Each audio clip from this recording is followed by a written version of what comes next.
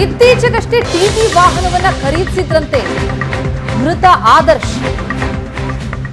TT ಖರೀದಿಸಿದ್ದಕ್ಕೆ ದೇವರ ದರ್ಶನಕ್ಕೆ ಅಂತ ಸಂಬಂಧಿಕರನ್ನ ಕರ್ಕೊಂಡು ಹೊರಟಿದ್ದಾರೆ. ಟಿಟಿ ಪೂಜೆಯ ಫೋಟೋ ಕೂಡ ತಮ್ಮ ಸ್ಟೇಟಸ್ಗೆ ಹಾಕೊಂಡಿದ್ರು ಆದರ್ಶ್. ಹೊಸ ವಾಹನವನ್ನ ಖರೀದಿ ಮಾಡಿದಂತಹ ಖುಷಿಯಲ್ಲಿದ್ದಂತಹ ಆದರ್ಶ್ ತಮ್ಮ ಸಂಬಂಧಿಕರನ್ನ ಎಲ್ಲರನ್ನ ಕರ್ಕೊಂಡು ಮಹಾರಾಷ್ಟ್ರದ ತುಳಜಾ ಭವಾನಿ ದರ್ಶನಕ್ಕೆ ಮೊದಲು ಹೋಗ್ತಾರೆ. ತುಳಜಾ ಭವಾನಿ ಬಳಿಕ ಸೌದತ್ತಿ ಯಲ್ಲಮ್ಮನ ದರ್ಶನ ಮಾಡ್ತಾರೆ. ಯಲ್ಲಮ್ಮನ ದರ್ಶನ ಮುಗಿಸಿ ವಾಪಸ್ ಬರ್ತಾ ಇದ್ದಾಗ ಹಾವೇರಿ ಬ್ಯಾಡಗಿ ತಾಲೂಕು ಗುಂಡೇನಹಳ್ಳಿ ಕ್ರಾಸ್ ಬಳಿ ಲಾರಿ ಹೋಗಿ ಗುದ್ದಿ ಈ ದುರ್ಘಟನೆ ಸಂಭವಿಸಿದೆ. ಆದರ್ಶ್ ತಮ್ಮ ಟಿಟಿ ವಾಹನಕ್ಕೆ ಪೂಜೆ ಮಾಡಿಸಿದಂತ ಸಂದರ್ಭದಲ್ಲಿ ತೆಗೆದಂತಹ ಫೋಟೋ ಇದು. 2 ತಿಂಗಳ ಹಿಂದಷ್ಟೇ ಟಿಟಿ ವಾಹನವನ್ನ ಖರೀದಿಸಿದ್ರಂತೆ. ಆ ಖುಷಿಯಲ್ಲಿ ತಮ್ಮ ಸಂಬಂಧಿಕರೊಂದಿಗೆ ತೆರಳಿದ್ದಾರೆ. ಪೂಜೆ ಮಾಡಿಸ್ಕೊಂಡ್ ಬರೋಣ, ದೇವರ ದರ್ಶನ ಮಾಡ್ಕೊಂಡು ಬರೋಣ ಅಂತ. ಆದ್ರೆ ಹಾಗೆ ಹೋದವರು ವಾಪಸ್ ಬಂದದ್ದು ಈ ರೀತಿ ಶವವಾಗಿ.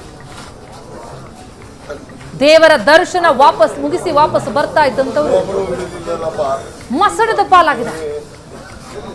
ಸ್ಕ್ರೀನ್ನ ಬಲಭಾಗದಲ್ಲಿ ನಾವು ನೋಡ್ತಾ ಇರೋದು ದೇವರ ದರ್ಶನಕ್ಕೆ ಹೋದಂತಹ ಸಂದರ್ಭದಲ್ಲಿ ಅಲ್ಲಿ ವಾಹನಕ್ಕೆ ಪೂಜೆ ಸಲ್ಲಿಸಿದಂತಹ ಸಂದರ್ಭದ ಫೋಟೋ.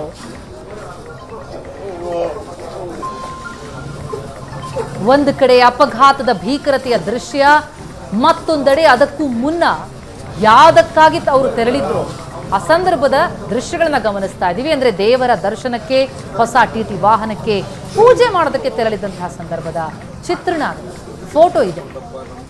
ಪೂಜೆ ಮಾಡಿದ್ದಾರೆ, ಹೊಸ ಟಿಟಿ ವಾಹನ ತೆಗೆದುಕೊಂಡಿದ್ದೀನಿ ಏನೋ ಖುಷಿಯಲ್ಲಿದ್ರು. ಹಾಗಾಗಿ ಸಂಬಂಧಿಕರನ್ನ ಕರ್ಕೊಂಡು ದೇವರ ದರ್ಶನವೂ ಆದಂತಾಯ್ತು, ವಾಹನಕ್ಕೂ ಪೂಜೆ ಮಾಡಿಸಂತಾಯ್ತು ಅಂತ ತೆರಳಿದ್ದಾರೆ. ವಾಹನ ಪೂಜೆ ಮಾಡಿಸ್ಕೊಂಡಿದ್ದಾರೆ. ಮಹಾರಾಷ್ಟ್ರದ ತುಳಜಾ ಭವಾನಿಯ ದರ್ಶನ ಪಡೆದಿದ್ದಾರೆ.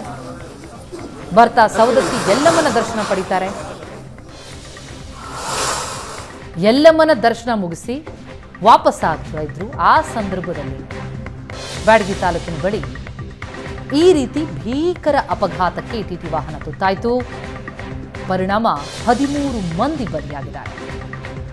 ತಮ್ಮ ವಾಹನದ ಪೂಜೆಯ ಫೋಟೋವನ್ನ ತಮ್ಮ ಸ್ಟೇಟಸ್ಗೆ ಹಾಕೊಂಡಿದ್ರಂತೆ ಟಿಟಿ ಮಾಲೀಕ ಆದರ್ಶ್.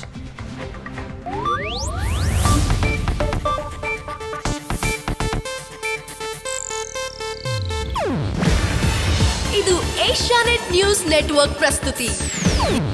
ನೀವು ನೋಡ್ತಿದ್ದೀರಾ ಏಷ್ಯಾನೆಟ್ ಸುವರ್ಣ ನ್ಯೂಸ್.